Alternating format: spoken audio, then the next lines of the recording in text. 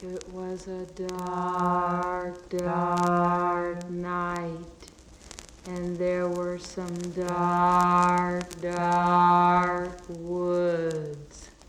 And in those dark, dark woods, there was a dark, dark house. And in that dark, dark house, there was a dark, dark room. And in that dark, dark room, there was a dark, dark closet. And in that dark, dark closet, there was a dark, dark shelf. And on that dark, dark shelf, there was a dark, dark box. And in that dark, dark box, there was a ghost.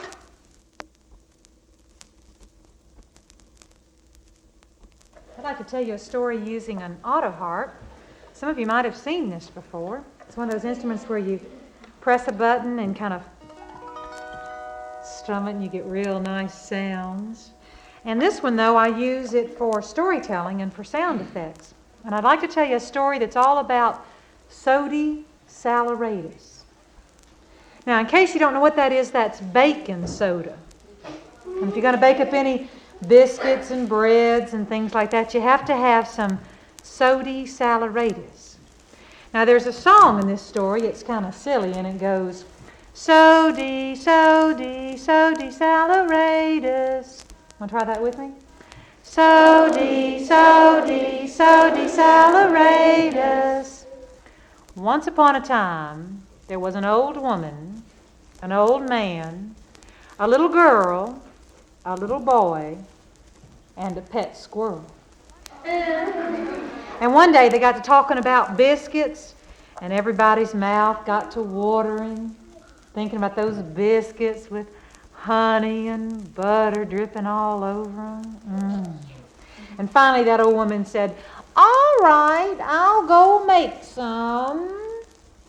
She went into the kitchen, opened up her cabinet door, and she didn't have no Sody Sallyraytus.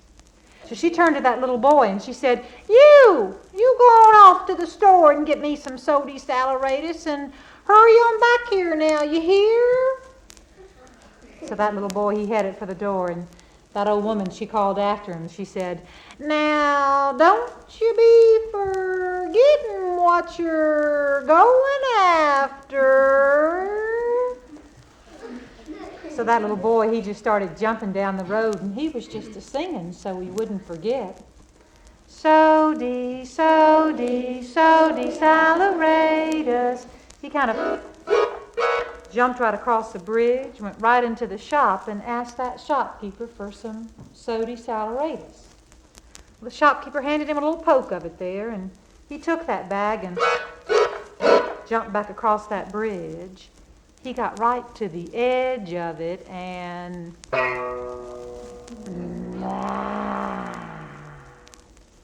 a big old bear stuck his head out. And that bear said, Come along bothering me while I'm taking a nap. Well, I'll eat you up, you and your Sody Sallyraytus. Reached out, grabbed up that little boy, and swallowed him whole. Well, back at the house, that old woman and the old man and the little girl and that pet squirrel, they waited and waited and waited. And finally that old woman turned to that little girl and she said, You go on off to the store and get me that Sody Sallyraytus and bring back your brother too. So that little girl, she headed for the door, and that old woman, she called after her. She said, Now, don't you be forgetting what you're going after. Y'all want to say that with me? Now, don't you be forgetting what you're going after. So that little girl, she just started skipping down the road, and she was just a-singing so she wouldn't forget. Sody, Sody, Sody Sallyraytus. She kind of skipped right across that bridge, went right into that shop, and that shopkeeper said, "Why, your brother's done been here and gone," and he got the Sody Sallyraytus. And she turned around and started back across that bridge. She got right to the edge of it and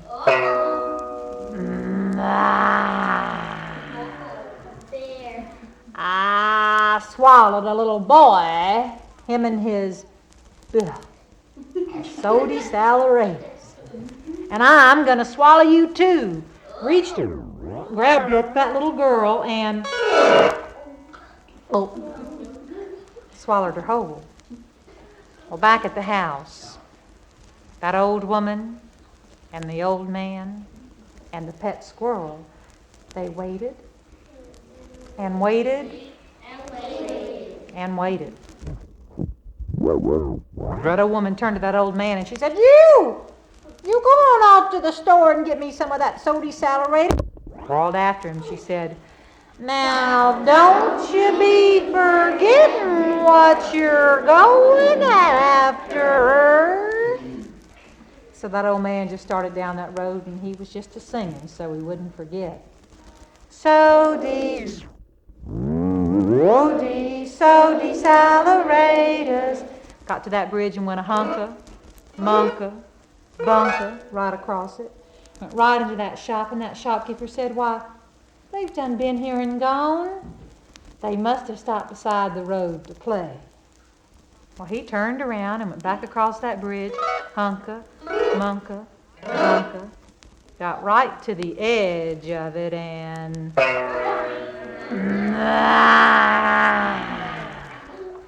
I swallowed a little boy, him and his Sody Sallyraytus.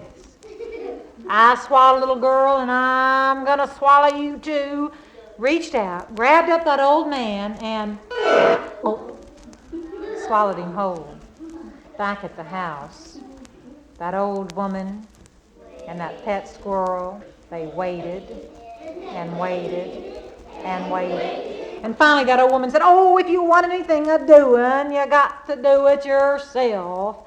And she headed out of that house and down that road. Now, she didn't need to sing because she knew exactly what she was going after. Got to that bridge, went rickety-tickety-toppity right across it, went right into that shop. And that shopkeeper said, "Why, they've done been here and gone. And that boy of yours got the Sody Sallyraytus first time out." She wheeled around, went back across that bridge, rickety-tickety-toppity, got right to the edge of it, and I swallowed a little boy, him and his Sody Sallyraytus. I swallowed a little girl, I swallowed an old man, and I reckon I'm going to swallow you too. Reached out, grabbed up that old woman, and swallowed her whole. Back at the house, that pet squirrel waited and waited and waited. He just frisked his tail up and he was racing backwards and forwards across that fireboard. And finally, he just jumped off the fireboard, onto a bench, off the bench, onto the floor, and then he just skidded right out of there. He skidded right down that road and skidded right across that bridge and went right into that shop. And once he got there, he stood on his hind legs and he squawked a time or two to get that shopkeeper's attention. And once he had it, that shopkeeper turned around and saw him there, and that little squirrel asked him best he could, had he seen a little old woman or a little old man, little girl, or... Now that shopkeeper, he understood squirrel talk, and he said, "Why, yes, they've done been here and gone. Surely they didn't all stop beside the road to play." Well, that squirrel didn't stick around to hear anything else. He just skidded right out of there, skidded right across that bridge, got right to the edge of it, and swallowed a little boy, him and his, Sody Sallyraytus. I swallowed a little girl, I swallowed an old man, and I swallowed an old woman, and I'm gonna have to swallow you too. He reached out to grab up that squirrel, but that squirrel just skidded right up a tree. Well, that big old bear just dug in his claws, and he plumb up that tree after that squirrel. That squirrel saw him getting closer and closer. The squirrel got out onto the edge of a limb, and then he just leaped to another tree.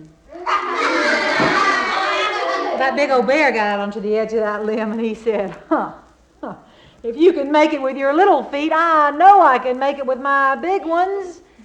And he tried to jump, but he didn't quite make it. Came crashing down, landed on the ground, and split wide open.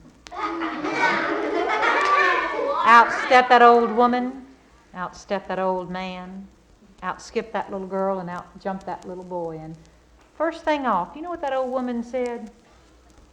Where's my Sody Sallyraytus?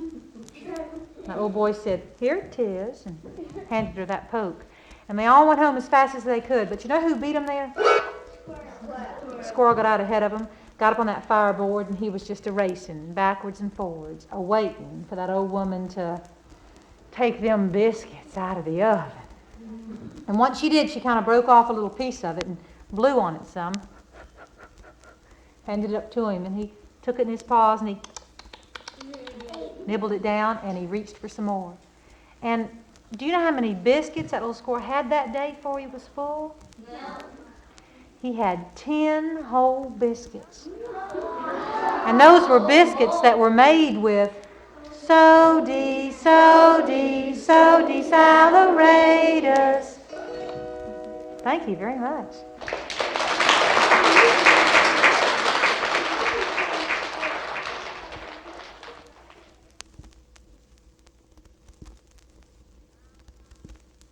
Mama, mama, have you heard?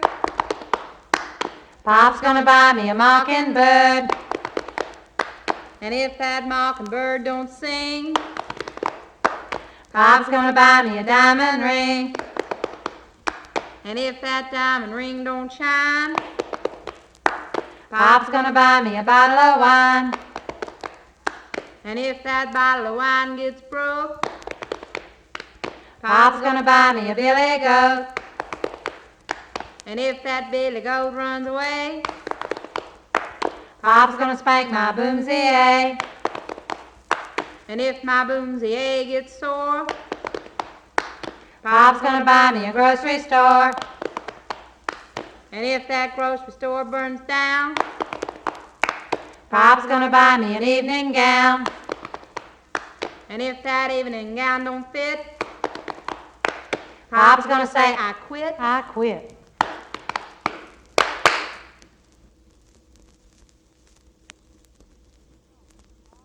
This is a story all about kings, beggars, and innkeepers. Master, master, the king is at the door. What a flurry there was! What a hurry there was. The innkeeper, His wife and all the guests rushed to the window. But all they saw was an old man in a patched shirt sitting on a bench. right outside the door, That old beggar? said the innkeeper. If he's the king, where's his golden crown? He left it at the palace because it's too heavy. But he's the king, all right. He told me he was. Oh, he told you he was the king. Well, that's different. He must be the king then, mustn't he? And what does his majesty desire? He wants a glass of wine. He's been walking over his roads all day, counting the milestones, and he's thirsty. And how will he pay? I suppose he left his bags of gold at the palace, too. That's right. How did you guess? He says he'll send the money tomorrow by royal coach. Oh, yes, of course he will. And we can trust the king now, can't we? Here, give him this. That? But that's dishwater. Well, yes, indeed. Very soothing for the parched throat. The soap makes it go down easier.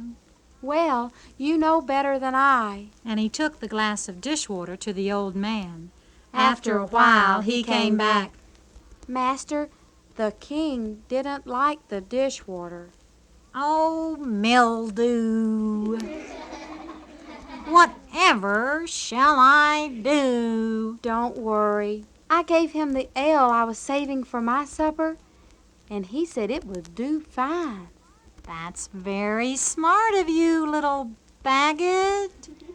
You're quicker than a moonbeam. I suppose now the king would like a bite to eat. How did you guess? That's exactly what he would like. Here, give him this. That?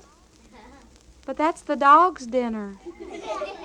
Well, yes, of course. I always save the best tidbits for old Towser because I love him better than anything. Well, you know better than I. And he took the dog's dinner to the old man.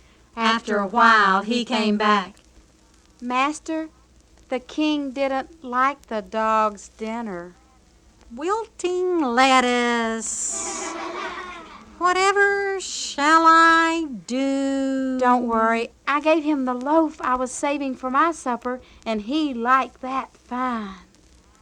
Little Baggett, you're sounder than a dinner bell. Does His Majesty desire anything else? Why, yes, he does. How did you guess? He needs a hat to keep the sun from shining in his eyes. Oh, we can't have the sun shining on the king's bald head now, can we? Here, give him this. That? But that's an old cooking pot.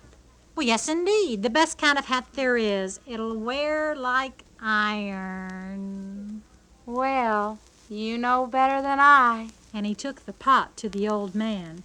After a while, he came back. Master, the king didn't like the iron cooking pot. Burnt potatoes. Whatever shall I do? Don't worry, I gave him my hat and he liked that fine. Thank goodness, little Baggett. You're sharper than a frog's tooth. I suppose the king would like to borrow a coat, too. I never. How did you guess? That's just what he needs to keep off the evening chill as he makes his way to the palace. I thought so. Here, give him this. That? But that's the old coat the dog sleeps on. Little Baggett, this is the very coat that I was married in. Could there be any garment that I value more? Well, you know better than I. And he took the coat to the old man. After a while, he came back. Master, the king didn't like the coat you were married in that the dog sleeps on. Sour pickle! Whatever shall I do? Don't worry, I gave him my coat, and he said it would do fine. Wonderful! Little Baggett, you're brighter than a burnt match. Does His Majesty desire anything else? Just your horse, master. The way to the palace is far, and he is tired. My horse? That old nag isn't fit for a king. Run, little Baggett, to the pig pen and saddle up the sow. The sow? Do you think the king would like that? Well, isn't she the finest sow in the country? Well, you know better than I. And he went to saddle the sow. After a while, he came back. Master, the king didn't want to ride the sow. Oh, rancid tofu. Whatever shall I do? Don't worry, I gave him my donkey, and he liked her fine. Marvelous, little Baggett. Your brain would be the envy of a lawyer. I certainly hope the king appreciates all of your fine qualities. Oh, yes, he does. He wants me to come and live with him at the palace. My, that is grand. And I suppose he'll be coming to fetch you first thing tomorrow in his royal coach? I never. How did you guess? That's just what he said he would do. And that's just what he did. The king at the door. Thank you. Thank you.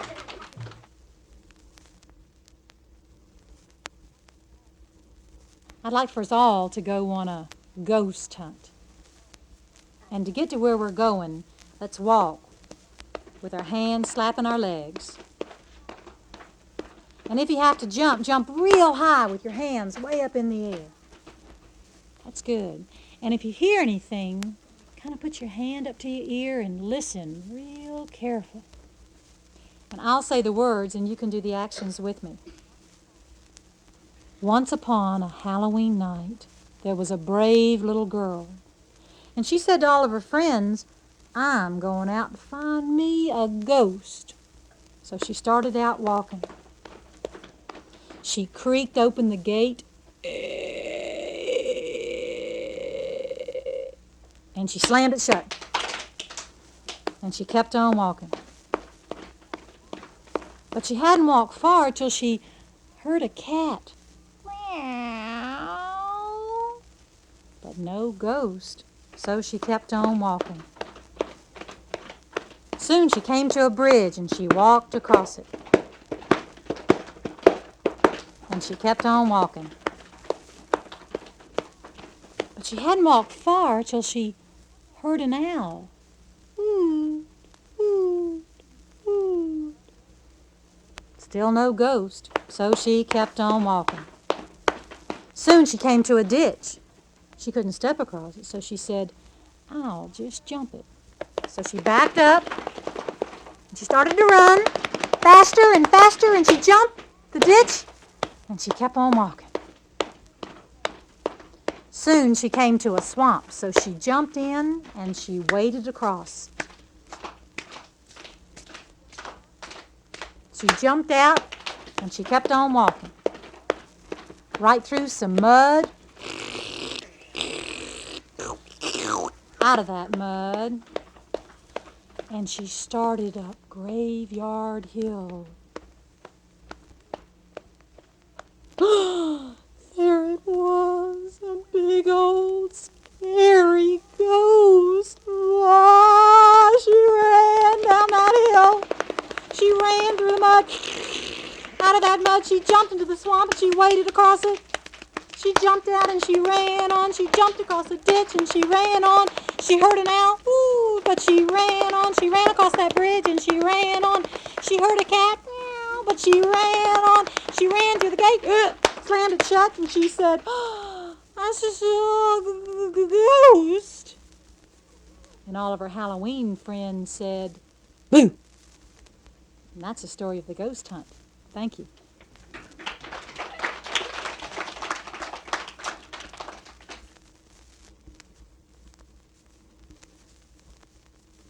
Barbara and I travel a lot to festivals and have been around a lot of people that do singing, and this is one that we've learned that's kind of fun. It's all about good things to eat, apples and bananas. I like to eat, eat, eat, eat. I like to eat apples and bananas. I like to eat, eat, eat, eat. I like to eat apples and bananas. I like to eat, eat. I like to eat apples and bananas. I like to eat, eat. I like to eat apples and bananas. I like to eat, eat. I like to eat apples and bananas. I like to eat, eat. I like to eat apples and bananas. I like to eat. I like to eat apples and bananas. I like to eat. I like to eat apples and bananas. I like to oat.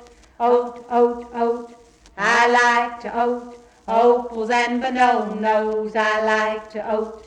I like to oat apples and bananas. I like to oot. I like to oot apples and bananas. I like to oot.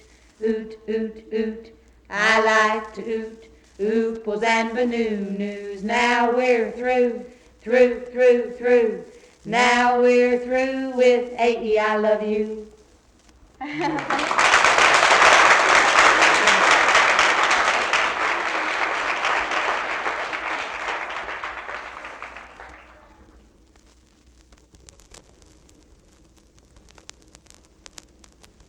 Well, I want to tell you a story about a man down in my community, and I'm telling you, he was mean and ornery and uppity and biggity and lying and thieving and carrying on. He had himself a trade. He was a blacksmith. But when folks came into his shop to pick up a horseshoe or something like that, he'd throw it at them. You take that and get. That's just the way he talked, you know.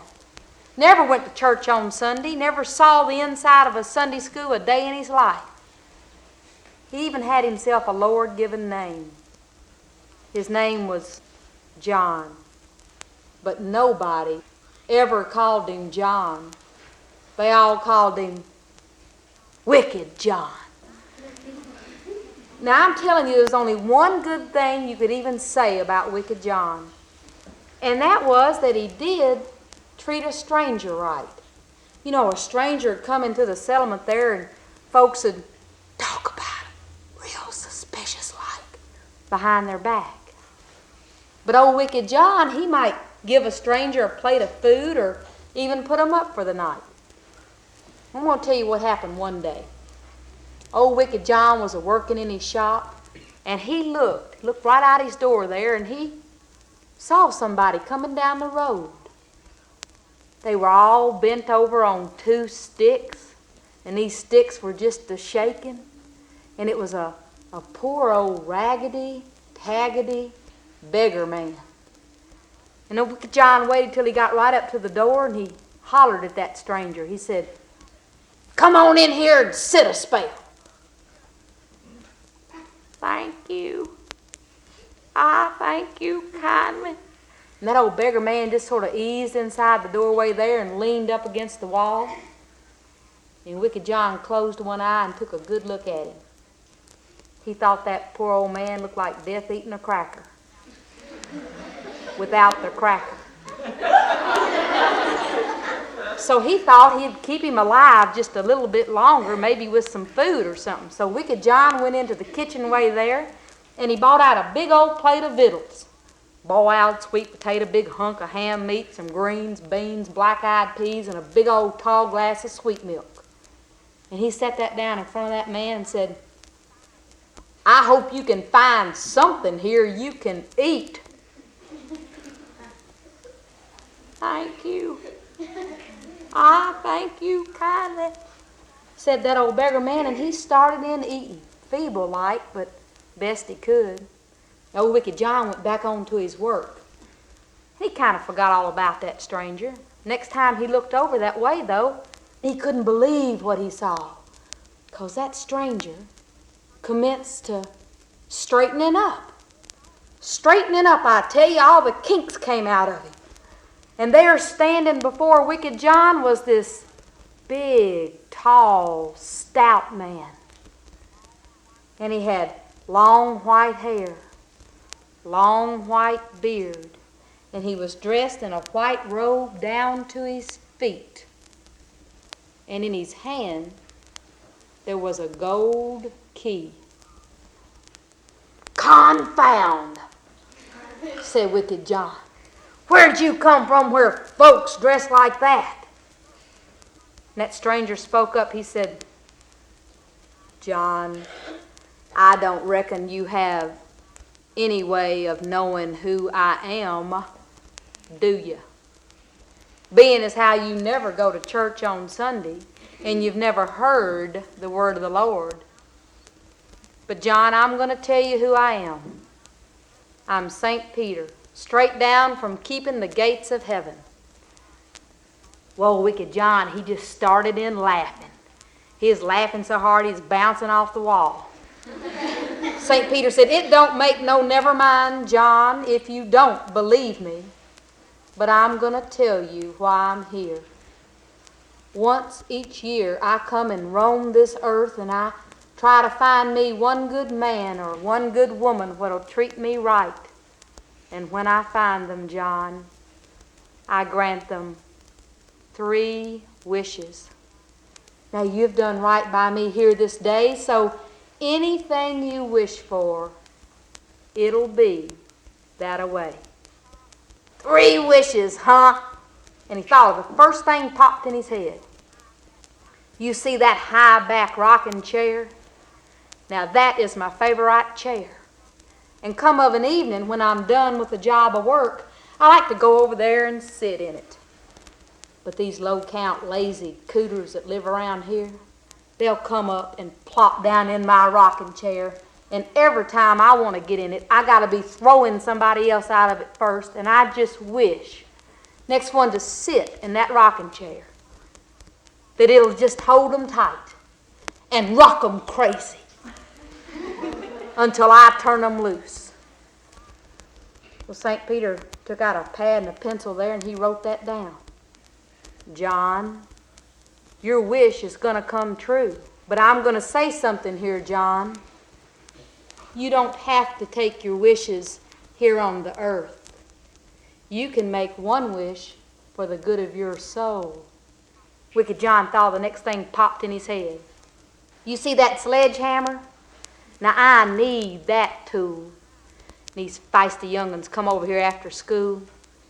They'll sneak in here and get my sledgehammer. Sneak out back and see how big a rock they can bust. And then they leave it in the grass and it rusts all up. And every time I want it, I got to go out there hunting for it. And I just wish, next one to touch that sledgehammer, that their hands will just stick to the handle and it'll just pound them crazy until I let them go. Well, St. Peter shook his head like he thought John was making some mighty sorry wishes.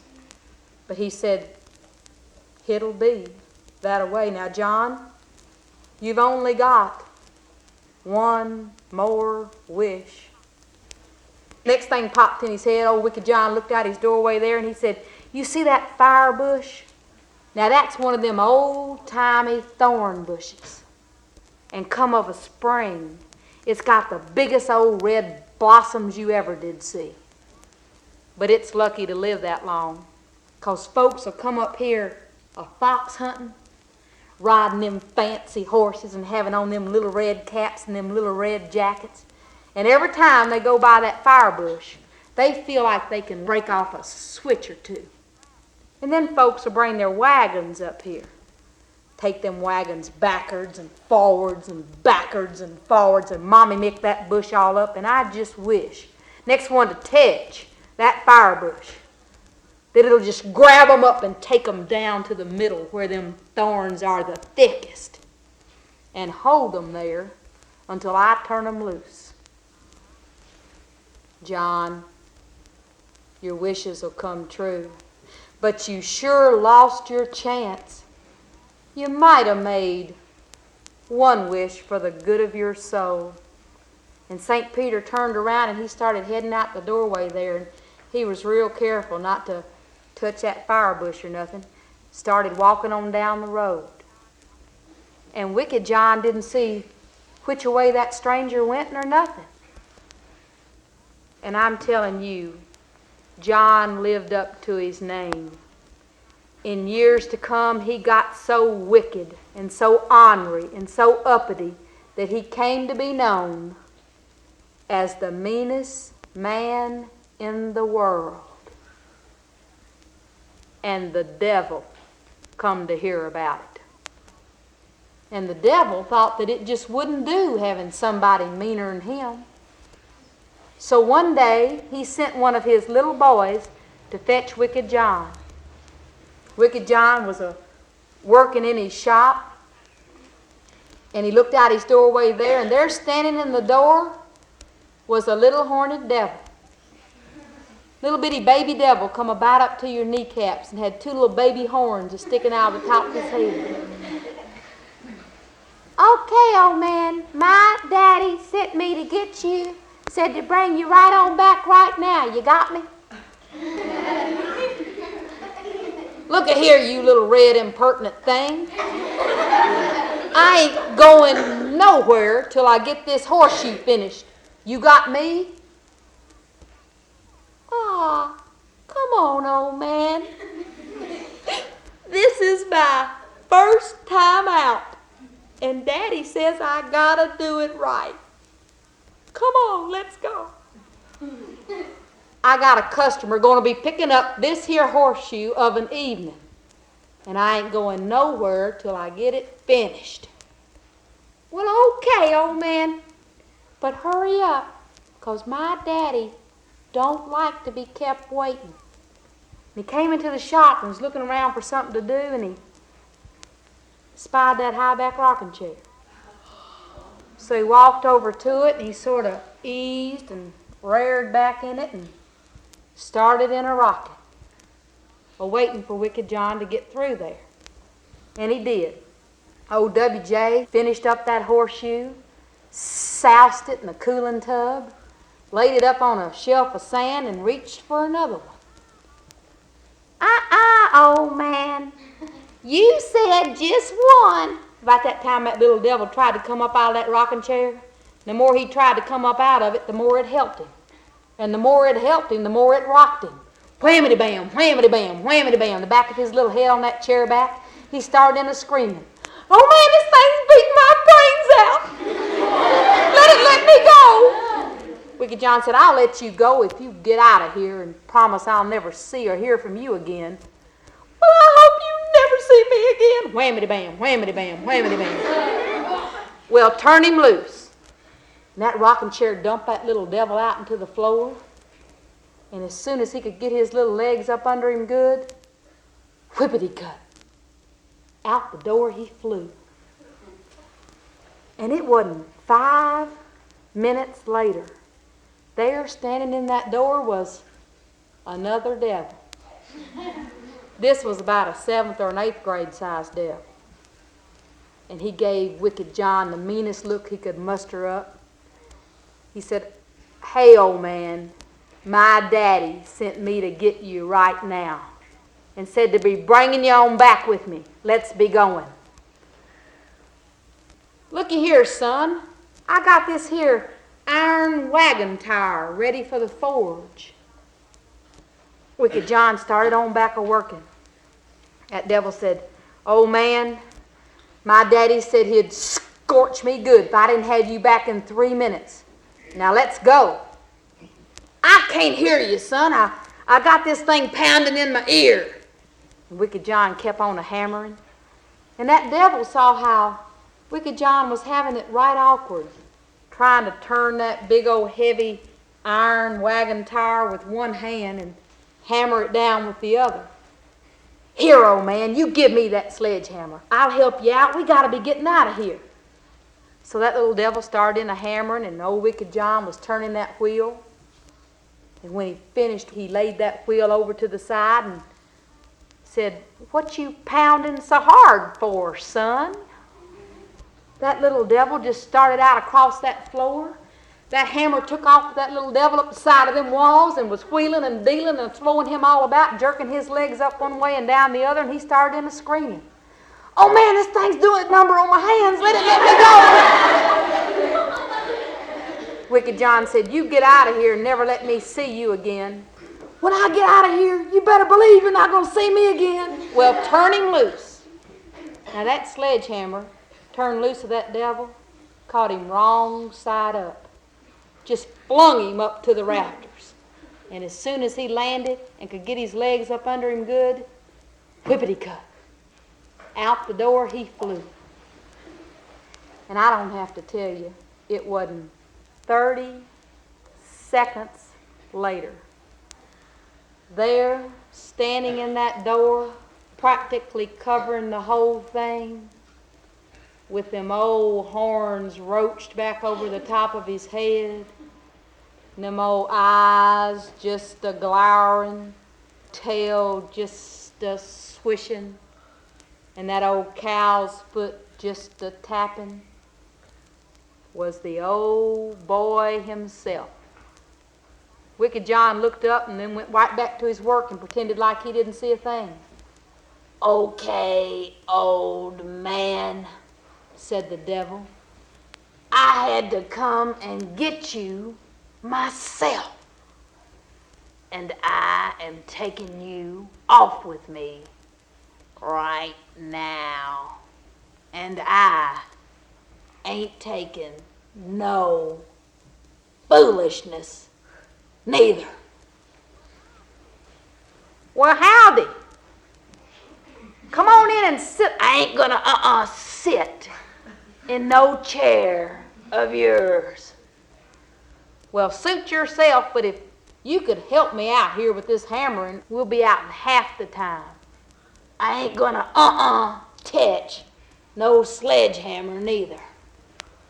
I didn't like it one bit the way you treated my boys.